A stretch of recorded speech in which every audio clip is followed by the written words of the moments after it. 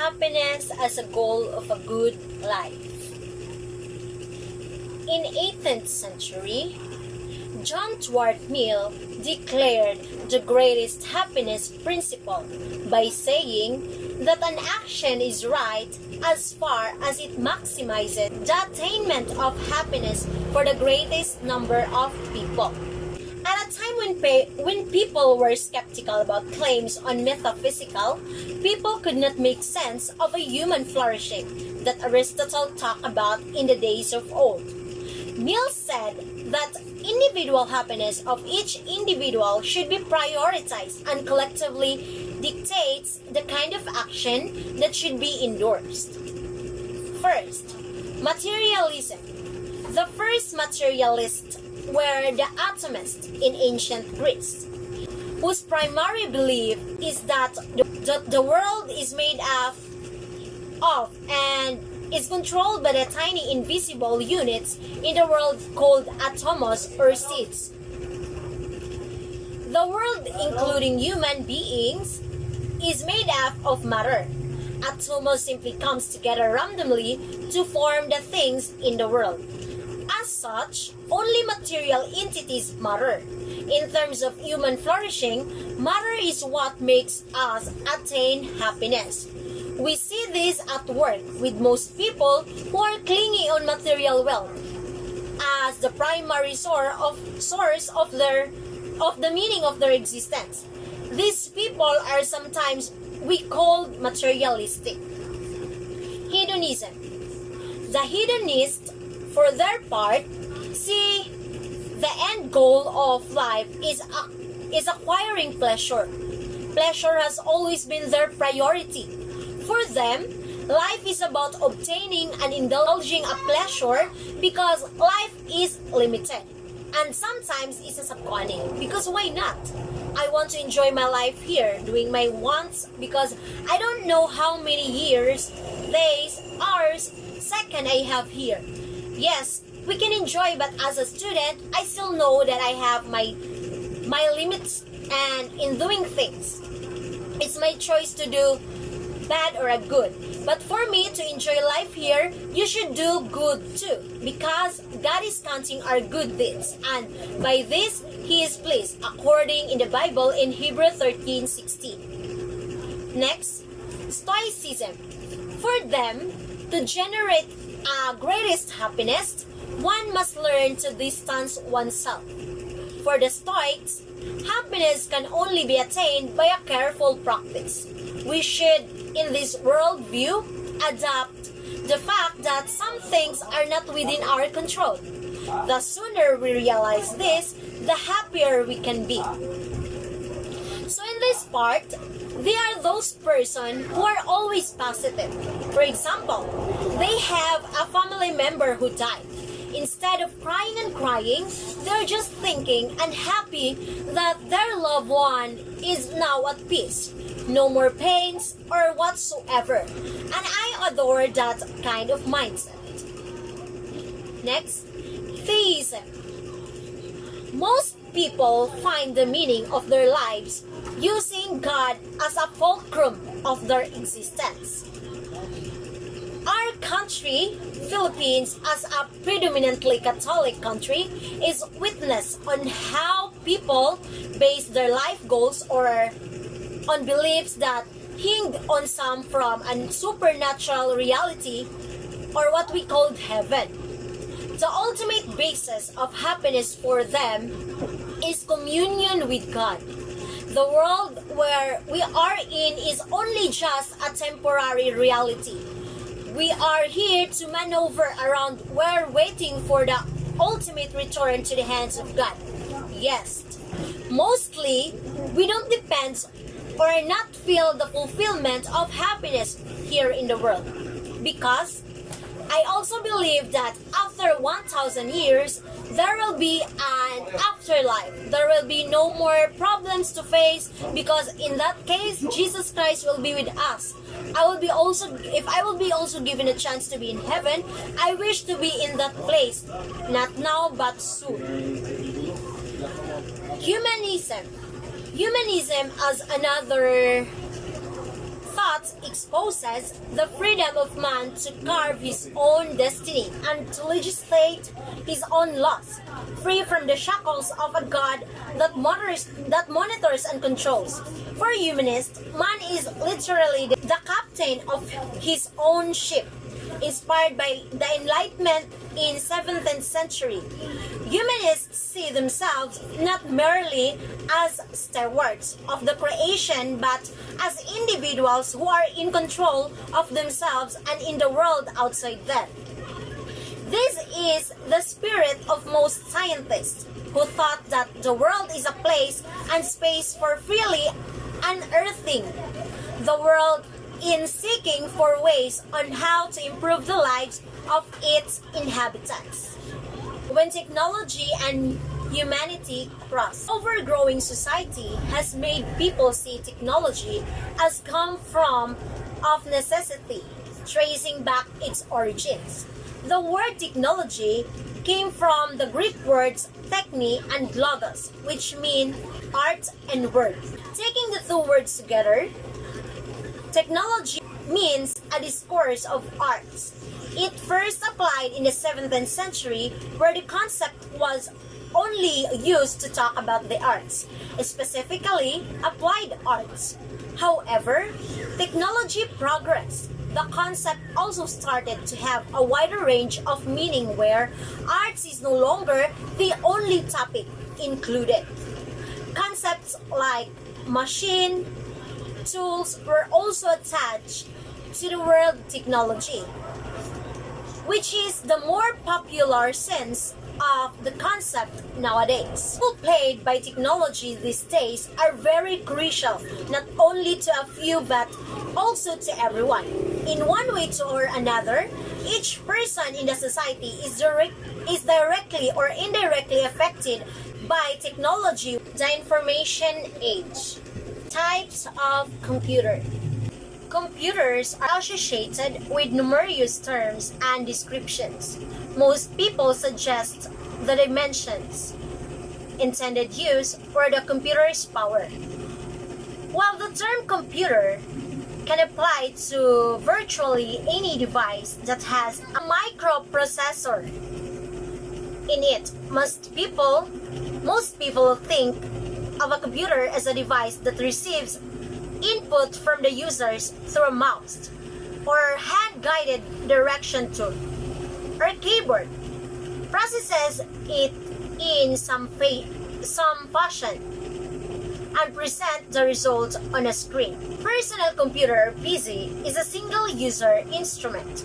PCs were first known as microcomputer since they were a complete computer but built on a smaller scale than the enormous system operated by most businesses. This top computer, it is described as a PC that is not designed for portability. The assumption with a desktop is that it will be set up in a permanent spot. A workstation is simply a top computer that has a more powerful processor, additional memory, and enhanced capabilities for performing special group or task, such as 3D graphics or game development. Most these more storage power and versatility than their portable versions. Laptops. These are portable computers that integrate the essential of a desktop computer in a battery-powered package, which are somewhat larger than a typical hardcover book. They are commonly called notebooks. In addition, it is commonly called a notebook because it is a hand carry. It is easy to bring. That's why we call it a notebook. Personal Digital Assistants, or PDES, or PDAS. These are tightly integrated computers that usually have no keyboards but rely on a touch screen for user input. PDAs are typically smaller than a paperback. lightweight, and battery-powered. Server. It refers to a computer that has been improved to provide network services to other computers. Servers usually boast powerful processors, tons of memory, and large hard drive. Mainframes. These are huge computer systems that can fill an entire room. They are used especially by large firms to describe the large, expensive machines that process millions of transactions every day. The term mainframe has been replaced by enterprise server, although some supercomputers are single computer system. Most comprise multiple high-performance parallel computers working as a single wearable computers. They involve materials that are usually integrated into cell phones, watches, and other small objects or places. They perform common computer applications such as databases, email, and schedulers. The World Wide Web, or Internet. Several historians trace the origin of the Internet to Claude E. Shannon, an American mathematician who was considered as the father of information theory. He worked at laboratories at the age of 32. He published a paper proposing that information can be quantitatively encoded as a sequence of ones and zeros. The Internet is a worldwide system of interconnected networks that facilitate data transmission among innumerable computers. It was developed during the 1970s by the Department of Defense. In case of an attack, military advisors suggested the advantage of being able to operate on one computer from another terminal.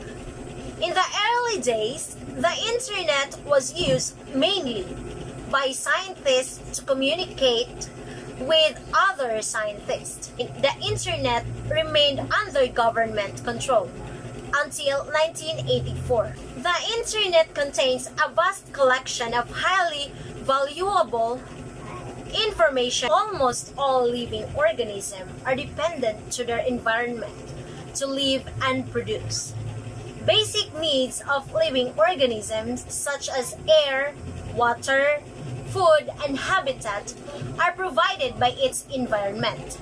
Evolution of human beings was due to the improved access to these basic needs. Advances in agriculture, sanitation, water treatment, and hygiene have had a far greater impact on human health than medical technology.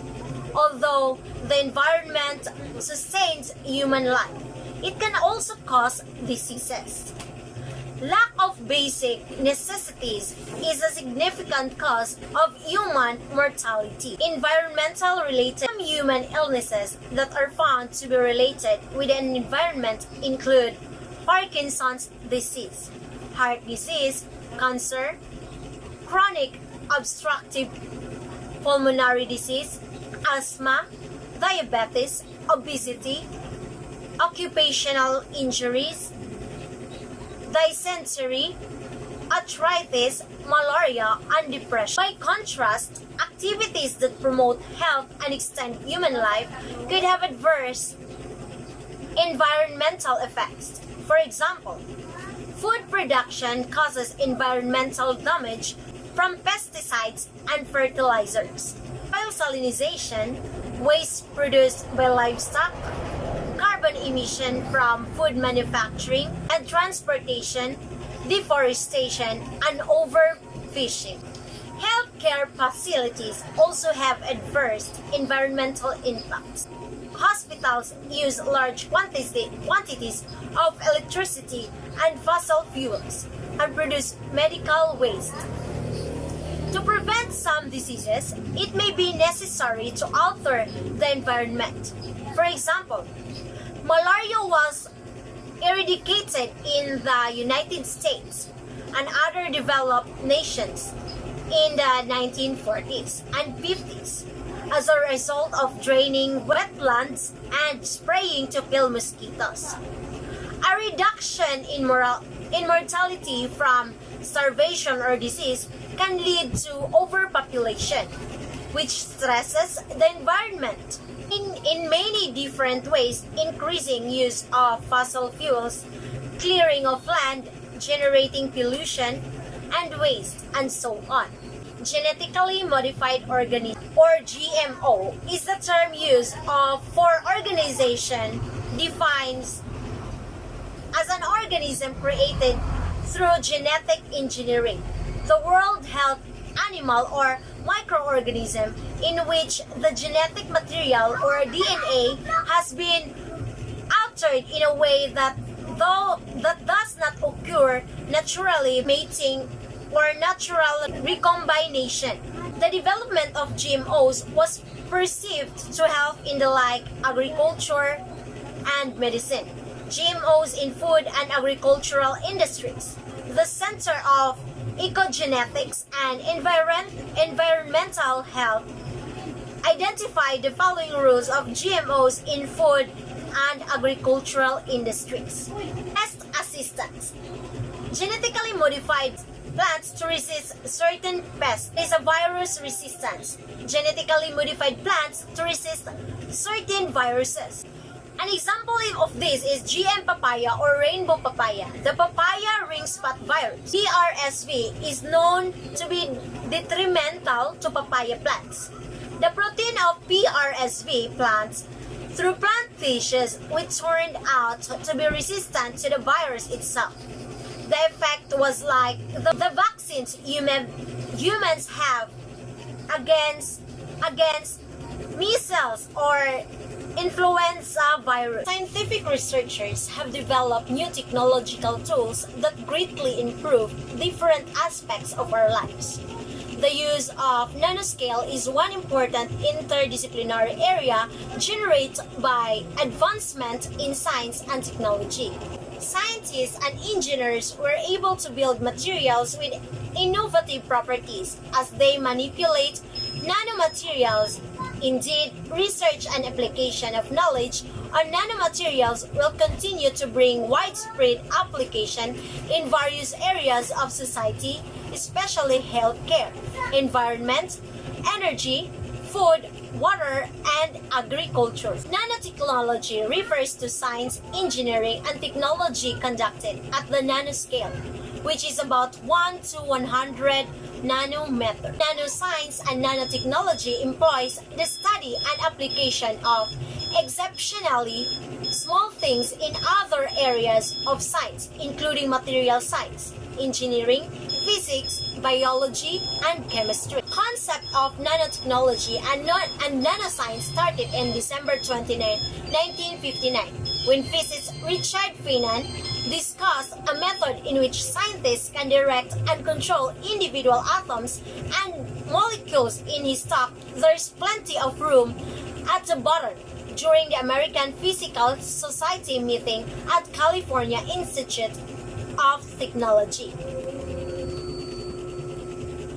The term nanotechnology was coined by Professor Norio Taniguchi a decade after the dawn of use of ultra-precision machining. Manipulation of nanomaterials need an adept understanding of their types of dimension. The various types of nanomaterials are classified according to their individual shapes and sizes. They may be particles, tubes, wires, films, flakes, or more nanometer-sized dimensions. One should be able to view and manipulate them so that we can take advantage of their exceptional characteristics. Scientists use special type of microscope to view minute nanomaterials. During the early 1930s, scientists used electronic microscope to look the nanoscale. The scanning tunneling microscope and atomic force microscope are just among the modern and remarkable advancements in microscopy.